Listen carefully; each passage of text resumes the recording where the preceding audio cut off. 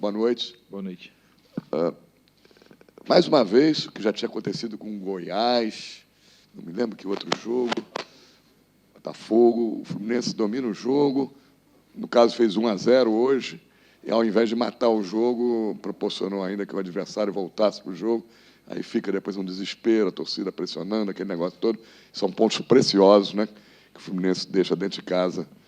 Queria que você...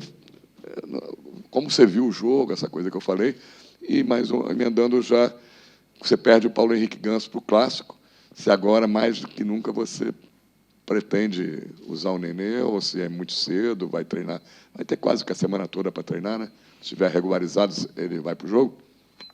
Se estiver regularizado, ele tem chance, vai treinar primeiro, tem outros jogadores para jogar também, é muito cedo ainda para falar disso. É uma pena perder o Ganso, que ele está cada vez melhor, inteiro, produzindo. A análise do jogo, a gente jogou o primeiro tempo muito bem, e jogou bem e certo.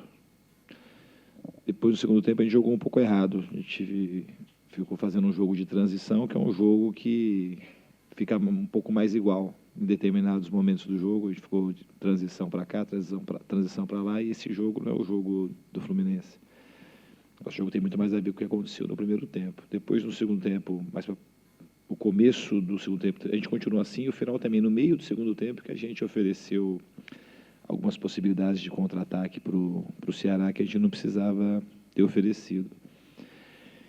E, infelizmente, a bola não entrou. A gente teve um volume alto de finalizações, tivemos chances claras, o goleiro deles talvez tenha sido o melhor jogador deles em campo, de novo, e a nossa bola precisa entrar, para a gente ter um pouco mais de tranquilidade. O gol deles acabou acontecendo num lance que era aquele lance duvidoso do pênalti do Johnny Gonzalez. A gente parou um pouco para reclamar, que da onde eu estava parecia muito pênalti. Não estou falando que foi pênalti, eu nem vi o lance na televisão. Nessa parada que a gente deu, surgiu o contra-ataque, o Caio Henrique disputou uma bola ali no escanteio, perto da linha de escanteio, acabou sendo escanteio e saiu o gol do Ceará. Mas é levantar a cabeça que a gente tem um jogo super importante e difícil no sábado. Diniz, boa noite, aqui na sua frente, aqui embaixo.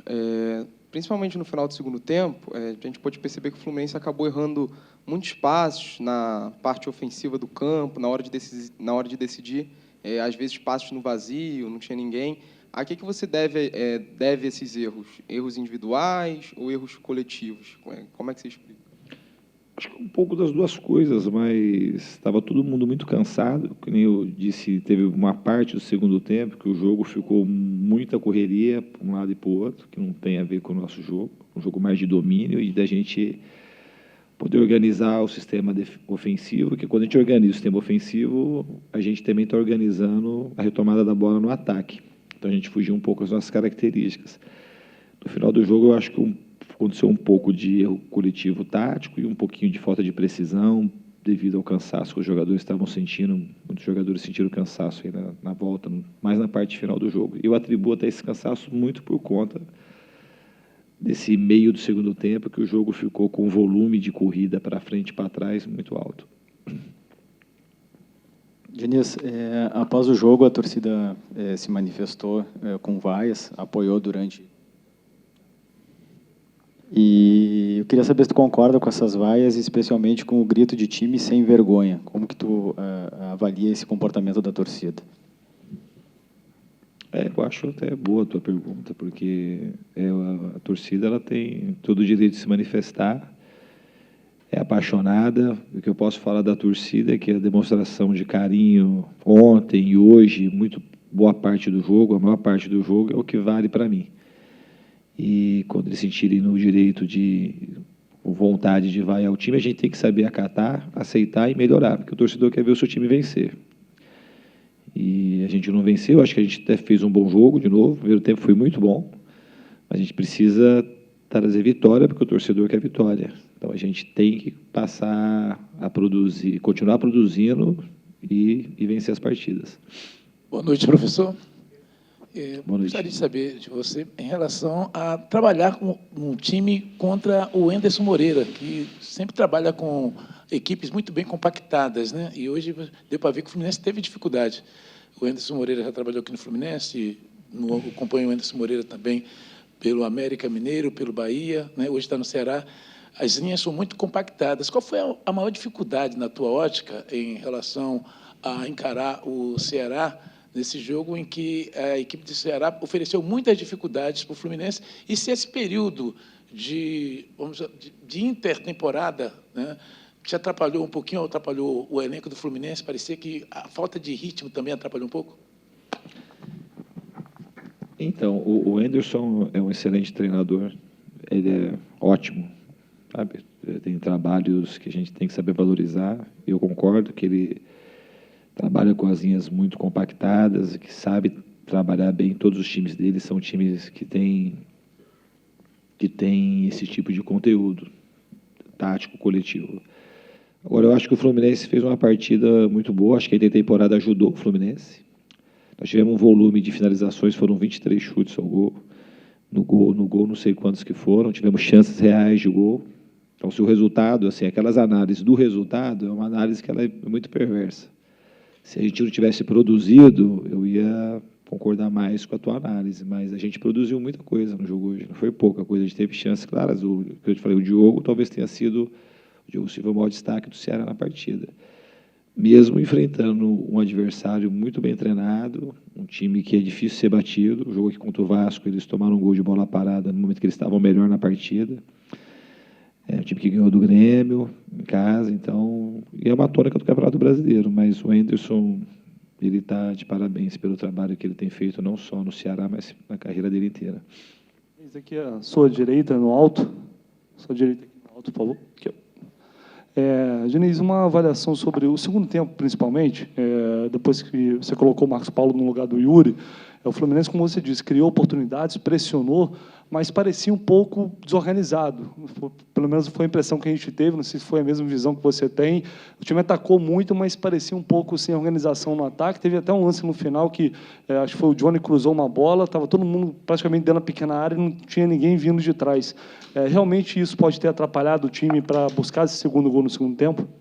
Eu concordo com a tua análise. Eu acho que o time, em determinados momentos, ficou um jogo que foi mais ou menos o que eu disse, que a gente jogou errado. A gente não jogou mal, mas jogou errado. A gente joga de uma maneira que o ataque, a construção ofensiva no campo do adversário, costumeiramente a gente ataca e sabe se proteger dos contra-ataques. E a gente sabe que o Ceará tem um contra-ataque forte. E em alguns lances a gente ficou muito desguarnecido ali no setor que a gente teria que ter jogador para recuperar a bola, para estar dando suporte por trás, e o time estava, de alguma forma, descompactado. Um pouco pela mexida, que é a hora que a gente tirei o Yuri, que é um jogador que posiciona mais ali naquele setor, onde joga o ala, mas a gente, mesmo colocando o Daniel, a gente estava com 3 meias jogando, a gente tinha que ficar mais guarnecido. Diniz, boa noite. Boa noite. O Fluminense, como você disse, criou bastante, teve um volume muito bom de jogo, né? Criou várias oportunidades, especialmente no primeiro tempo. Poderia ter deixado o primeiro tempo com uma vantagem muito maior.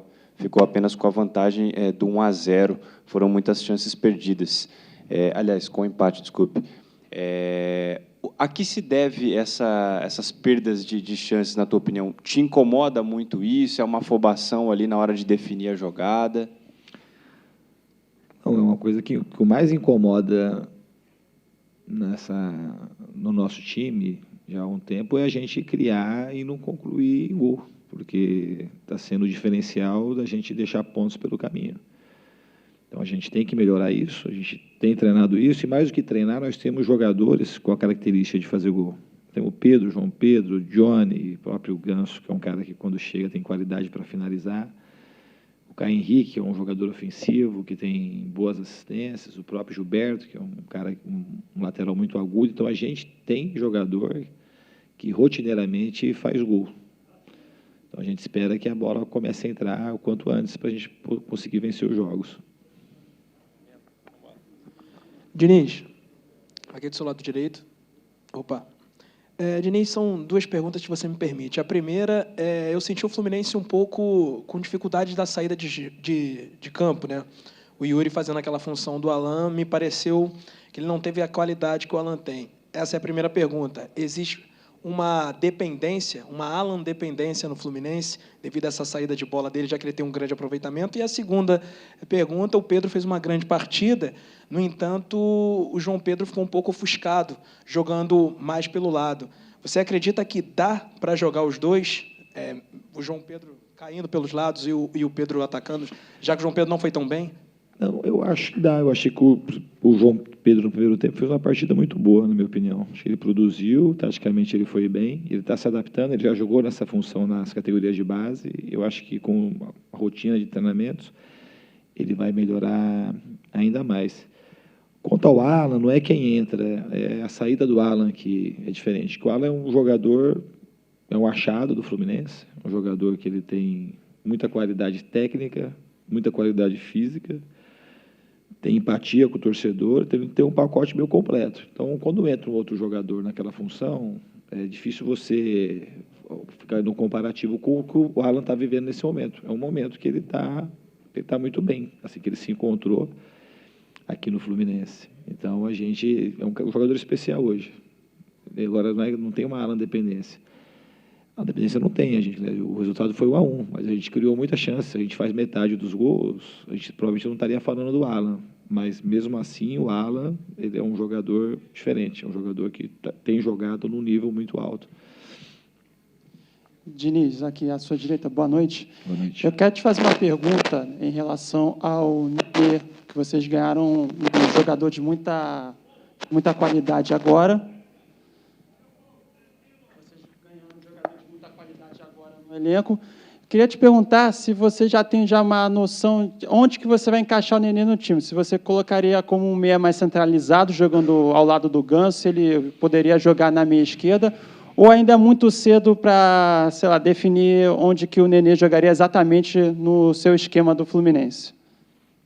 Não, ele é um jogador muito móvel, que tem muita qualidade, tem inteligência, é um jogador decisivo, e ele pode jogar em mais de um posicionamento. Então, a gente vai esperar ver como é que ele chegou e a gente vai achar o melhor lugar para ele, quando ele for jogar, para ele poder produzir bem para o Fluminense.